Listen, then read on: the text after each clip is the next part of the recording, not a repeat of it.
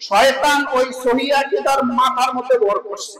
ওই যে আমাদের দেশে কিছু সহি আকীদার আয়েরা আছে, ওই দিন শুনলাম ওই যে কবি নজরুল লিখে গেছেন, মুহাম্মদ নাম যতই জফি ততই মধুর লাগে।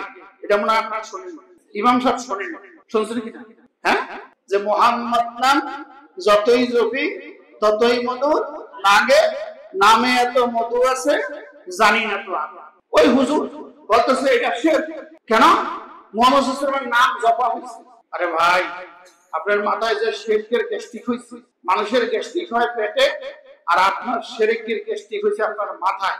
এই জন্য যেটা পান সেটাই শুধু শিরক, শিরক, শিরকের মধ্যে ঢুকে দেন। আপনার মেশিনটাই হলো শিরক। আল্লাহ বলতেছে ওরা ফানা লাকা যিকরাক, হে রাসূল আপনার জিকিরকে আমি বুলন্দ করেছি। এই জিকির অর্থ হলো আপনার সম্মান, মর্যাদা, সম্মানকে আমি বুলন্দ করছি, ঠিক কিনা কওয়া?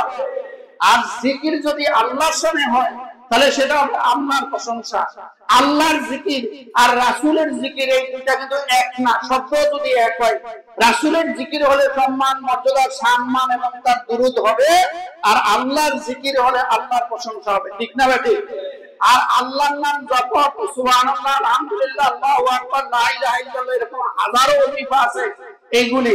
আর মুহাম্মদ সাল্লাল্লাহু আলাইহি ওয়াসাল্লামের নাম জপ হলো আল্লাহুম্মা সাল্লি আলা মুহাম্মদ, আল্লাহুম্মা বারিক আলা মুহাম্মদ, ঠিক কি না?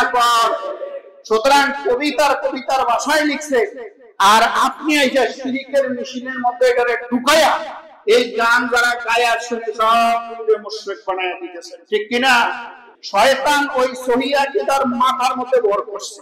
রাগ করেন আর খুশি হন, মাফ চাইয়া নিলাম।